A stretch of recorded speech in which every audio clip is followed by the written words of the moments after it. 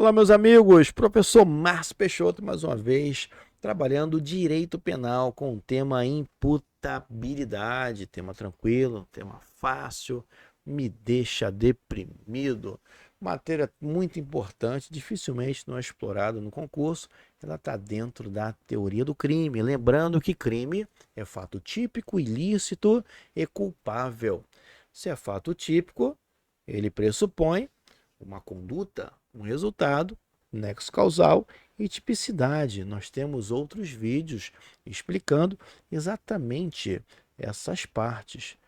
Dentro da teoria do crime, nós temos a ilicitude. Na verdade, trabalhamos as causas que excluem a ilicitude, seja legítima defesa, estado de necessidade, exercício regular de direito, estrito cumprimento do dever legal, e nós temos, dentro do fato típico ilícito, nós temos também, dentro do crime, a culpabilidade, em que nós trabalhamos a imputabilidade, além da potencial consciência de ilicitude e a exigibilidade de conduta diversa. E vamos tratar agora esse tema, imputabilidade.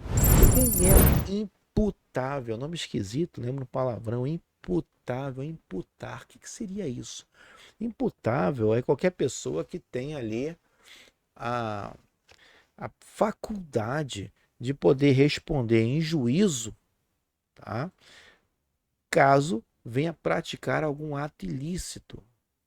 O sujeito que tem uma capacidade mental boa, relativamente boa, tem mais de 18 anos, eu posso falar que é um sujeito imputável, ele responde pelos seus próprios atos.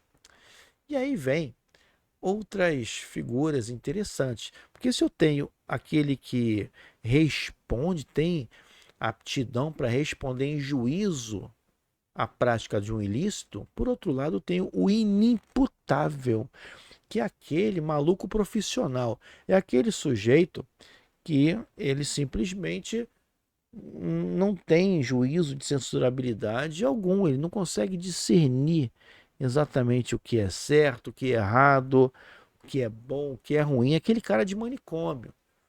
Dentro de uma política criminal, entendeu-se que eles não praticam crimes.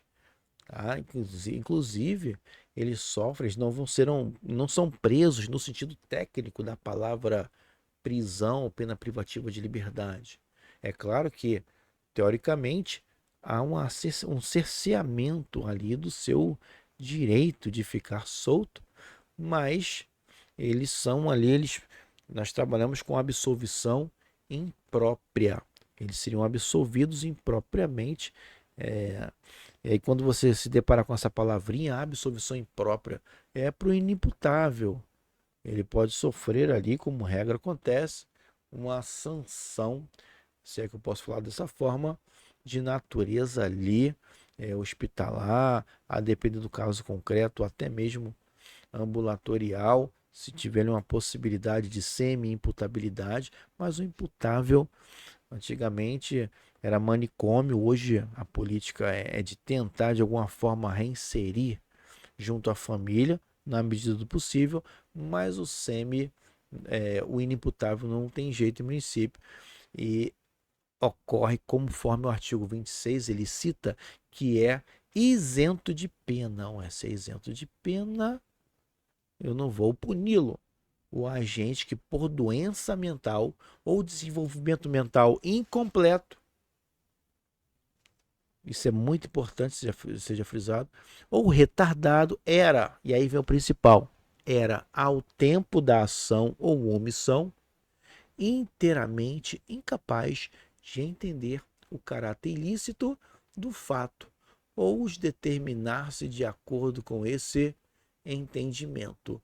Tá? Mas aí doença mental ou desenvolvimento mental incompleto ou retardado. É um maluco profissional.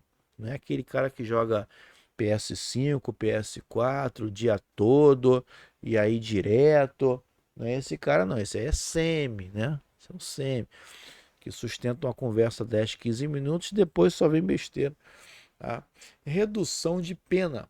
A pena pode ser reduzida de 1 a 2 terços se o agente em virtude de uma perturbação de saúde mental ou por desenvolvimento mental incompleto ou retardado, não era inteiramente incapaz, inteiramente capaz de entender o caráter ilícito do fato ou de determinar-se de acordo com esse entendimento. Isso também é importante, ali uma redução de pena. No momento da ação ou omissão, alguns lampejos ele tem.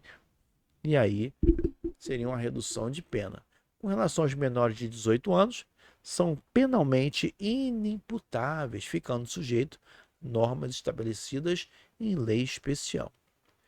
Não vamos esquecer também, emoção e paixão não excluem a imputabilidade penal, a emoção ou a paixão. Eu matei porque eu amava demais. Eu matei por paixão. O sangue subiu à cabeça e eu tive que matá-la.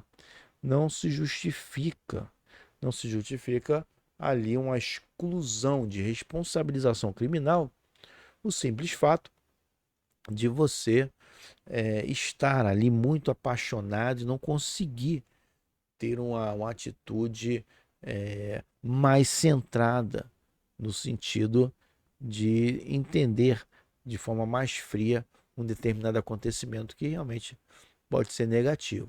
Então, matou por emoção, por paixão, feriu, bateu, vai ser responsabilizado por isso, tá? E não faz muito tempo, década de 80, na verdade, isso foi muito massificado. A legítima defesa da honra, a questão também da paixão, da emoção, como se existisse uma justificativa para você praticar algo ilícito, mas isso é afastado. Agora, eles gostam muito no concurso de trabalhar com embriaguez. Embriaguez voluntária ou culposa pelo álcool ou substância de efeitos análogos. Também não excluem a imputabilidade penal. O que seria aqui a embriaguez voluntária ou culposa? É aquele sujeito que está acostumado a beber e tal, e de repente a bebida era outra. Eu não entendo muito de bebida, realmente eu não conheço, mas eu fico imaginando o que é estar bêbado, aquele sujeito que bebe uma bebida um pouco diferente, não está acostumado, e ele, claro, ele quis beber, ninguém obrigou, foi de forma voluntária, mas culposamente houve falta de um dever de cuidado daquela pessoa e ela bebeu mais do que o normal. Ou se não bebeu mais do que o normal, teve ali um processo de embriaguez, teve uma fase que ela ficou eufórica, brincou, uma fase que ficou agressiva e praticou o mal. E praticou o mal. Ela vai responder? Vai. Mas, professor, isso no momento da ação, da omissão, ela não entendia o caráter ilícito do fato. Mesmo numa situação como essa, que no momento da ação, da omissão, ela não entendia o caráter ilícito do fato, mesmo assim, ela vai responder. Porque senão todo mundo ia falar, não, mas no momento da ação, da omissão, eu não sabia, ou eu tive lampejos do problema. O fato é, eu me coloquei à disposição da embriaguez, eu me coloquei à disposição de uma droga, de um efeito análogo à embriaguez. Me coloquei.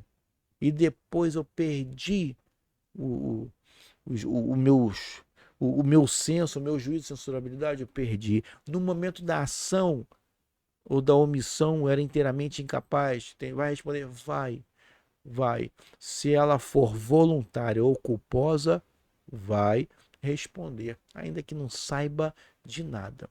Nós temos também embriaguez pré-ordenada. A embriaguez pré-ordenada até piora a situação para mim. Aqueles filmes, principalmente filme do Nordeste, retrata muito isso. Você tem aquela figura do mandante e do executor de um crime. O executor de um crime fica naquele barzinho só bebendo após localizar a sua vítima, porque na verdade ele não tem motivo algum para matar aquela pessoa. Aí ele fala que está tomando raiva. Não, estou tomando raiva para ele poder ali praticar o mal.